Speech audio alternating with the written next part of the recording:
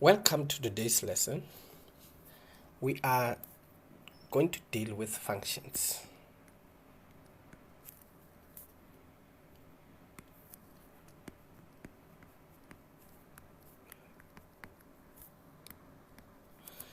Now, before we understand functions, we need to know that we have what we call relations. So we're looking at functions and relations. So with functions, they are all relations. So we have relations that can function and relations that cannot function. So as we are dealing with functions, we are looking at x and y. X and y. Now, for every x value, there are certain y values, or for every y value, there are certain x values. So we are looking at how these are related. Hence, we are saying we are dealing with relations and functions. Now, for example, if there is one y value related to one x value, then this relation can function. It can function. So we say it is 1:1.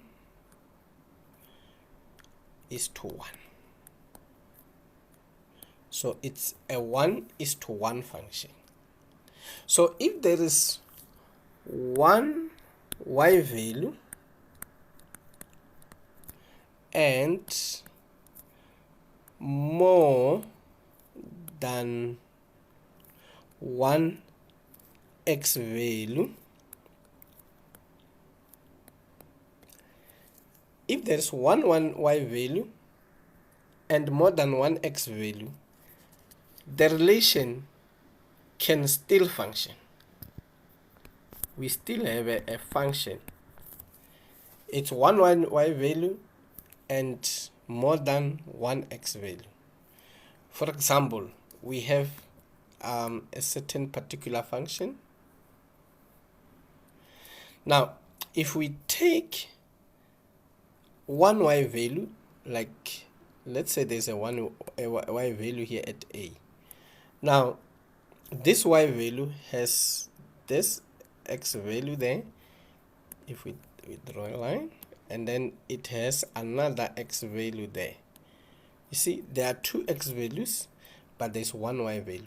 So this is a function. This relation is a function. But if we have two y values and one x value, now we have a situation where we say it's many to one. Here is many to one. So if it is like that, then this relation is not going to function. Let's take an example of that. Suppose we have a circle. Now, in this case, we take a 1x value. Now, if we draw a line, so this is giving us a y value here and a y value here. It's 1x value, but it's giving us a y value at a, whatever y value there, and a y value at b, whatever y value there. So now we see there are two y values for one x value. Therefore, this is not going to function. So it is not a function. So we are not only going to deal with those relations that can function, or relations that we can call functions. So for a relation to be called a function, it must be either 1 to 1 or 1 to many. 1 to 1 or 1 to many. So whereby this one here is for the y, or this one here is for x, and yes, this is for x, and this first ones here, these are for y's. So one y value, one x value, or one y value, many x values. So in that case we have a function. But if it's vice versa, if we have one x value, for example, and two y values, then we have a situation that is not going to function. So this is not a function. So we call it many to one. So many to one is not a function, but one to many will function. So we will be looking, as indicated, those that are functions. And for our module, we are going to look at these 4 functions. We are going to look at these 4 functions. Right. We will be looking at the straight line. We will be looking at the straight line function. We will also be looking at the hyperbola. We will look at the hyperbola. We will look at the parabola. And we will be looking at the exponential function. Exponential function. Right. Now, as we will be doing functions, we will also be looking at their inverses. We will be looking at their inverses. The inverses. Now, right away, even before we go further, we know that, or we have to understand that the inverse of a straight line, it's going to be a straight line. It's going to be a straight line also. So it's going to be a straight line. The inverse of a straight line will be a straight line. The inverse of a hyperbola will also be a hyperbola. The inverse of a parabola will still be a parabola. And the inverse of an exponential will give us a new function which we call logarithm. Now we will be looking at this as we proceed with this module. Now we are going to start with the first one, which is a straight line. Now before we look at these functions, there are certain things that we must just know. As we do functions, I want us to look at these specific things. Number 1, as we are busy doing functions, we need to know the form of that function. We need to know the form of it. We also need to know the shape. Now with the shape, we are able to see whether the function is increasing or whether it is decreasing.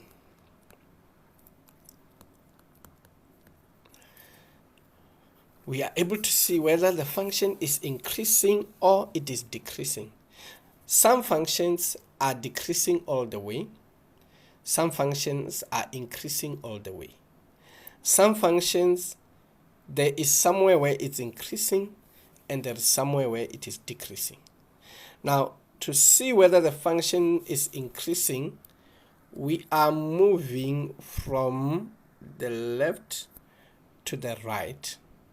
So our movement will be from the left to the right, and we will check whether as we move from the left to the right, are we going up or are we going down? So if we are going up, it means the function is increasing.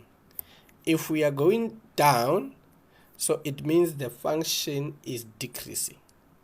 So as indicated, some function will increase all the way, some will decrease all the way, whereas some functions will increase to some extent and then decrease to another extent. Right, so the shape will tell us that.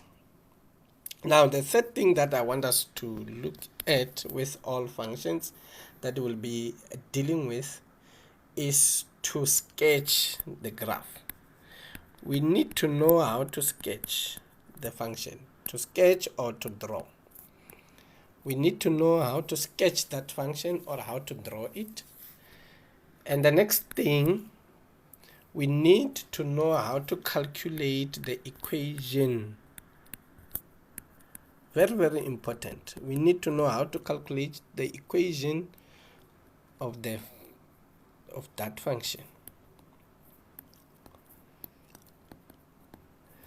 In this case, the function or the graph is drawn for us, and then we want to calculate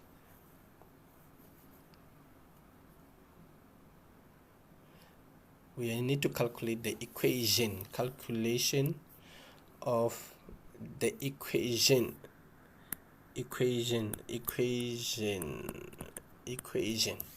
We need to know how to calculate the equation.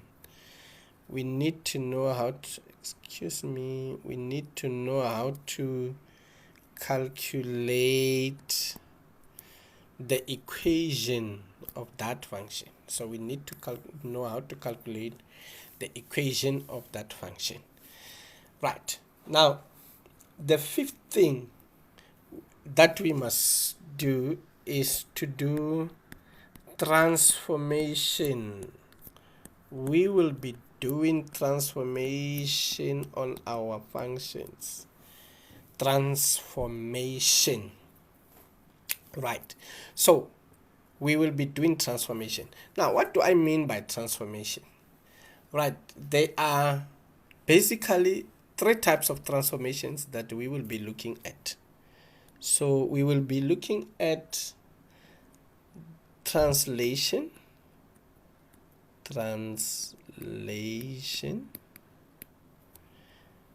Now, what is this translation? It's shifting.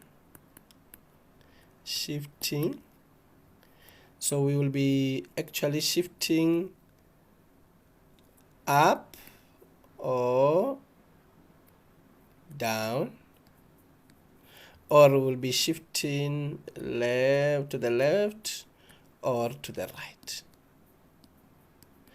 Right, that is translation. So by translation, we mean shifting up or down, or shifting left or right. So that is translation. The second thing that we do, it's reflection.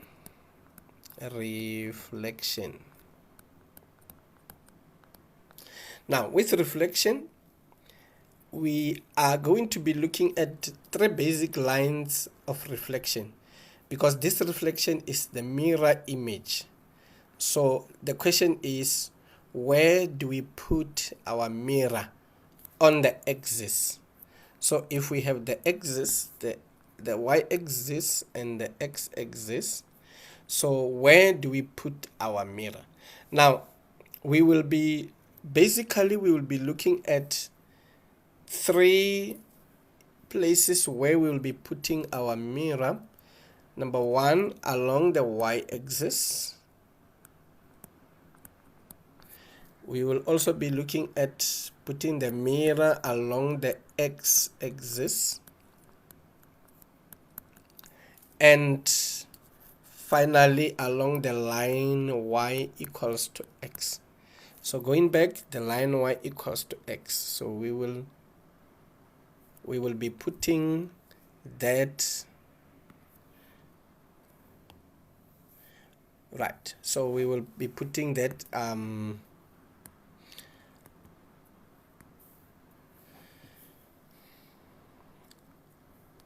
line here. So we have the line y equals to x. So we will be doing reflection along those lines, or that line. The y-axis, the x-axis, and the line y equals to x. Right, that is a reflection. The next thing that we'll be looking under transformation is enlargement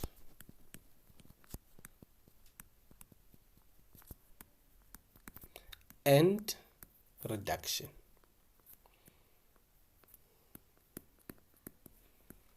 Enlargement and reduction. So all these things fall under transformation. Now the sixth thing that we have to look at is we need to calculate the domain and the range.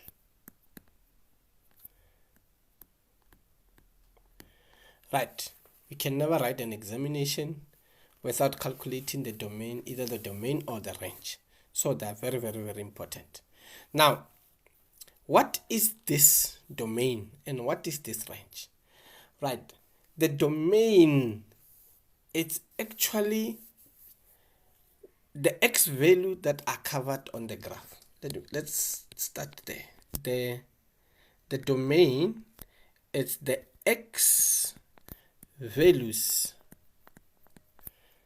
that are covered by the graph.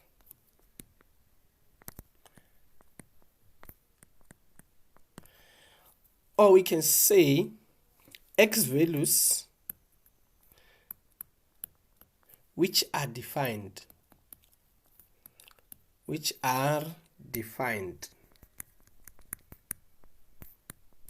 on the graph.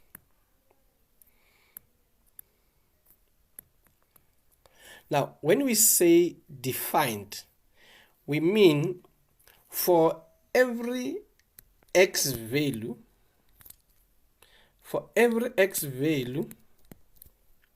there is a corresponding y value. In other words, we can, if we solve for x, or if we solve for y, substituting x at any x value, we will be able to get a y value corresponding with it. Otherwise, if we cannot get a y value when we substitute x, it means that x value is not part of the domain. So that's why we say where any x value which are all x values which are defined on the graph. So what am I saying? We need to be able to get the y value from that x value when we substitute on the equation. And hence we'll say that is our domain. Now the range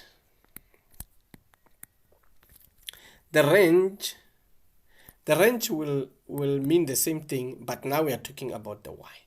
So we will say these are the y values which are covered,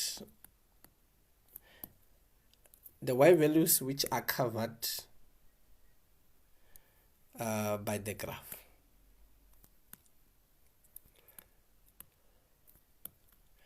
Or, as we said with the x value, the y values which are defined on the graph.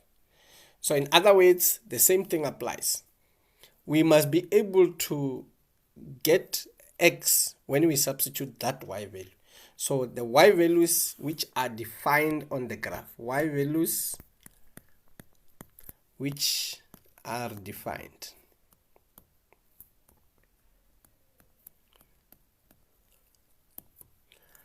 on the graph. So in other words, when we talk about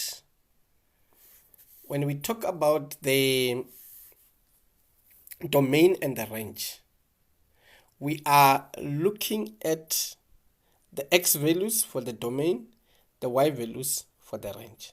So as a learner, if they say domain, you already know it's x values. They should not be say domain and you write y values. The domain is for the x values and the range is for the y values. Right, so these are the things that we will be looking at.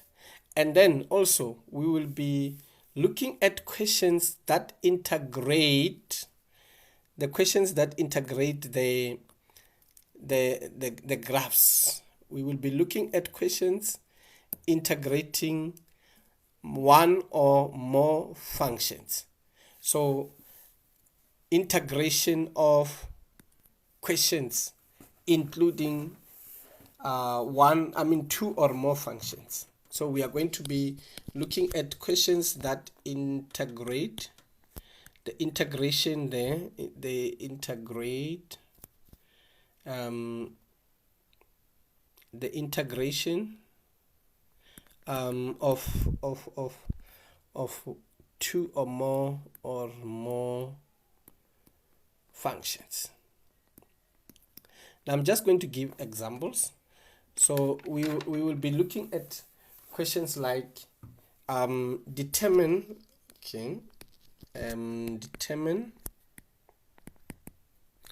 the values of x, values of x for which. Now we can have different questions there under this. Number one, maybe if it's one graph, let's call it the function f. So maybe where f at x it's less than 0, or maybe where f at x it's greater than 0. So we will be looking at that. Number two, maybe where f at x minus g at x. In this case we have the graph of f and the graph of g, so equals to 0. Actually this is the same as f at x equals to g at x. Right, so we'll also be looking at something like where the graph of f is greater than the graph of g, or it's greater or equals to, depending on this case may be, or it's even less. F at x is less or equals to the g graph. Right, or we can also look at a situation whereby the f at x multiplied by the g at x is less than 0, or we can even look at division. F at x divided by g at x maybe is less than or equals to 0. So we will be looking at such type of questions. Right, please, we are ending this module here. We will continue in the next recording. So but for now, please don't forget to like and subscribe. Thank you very much.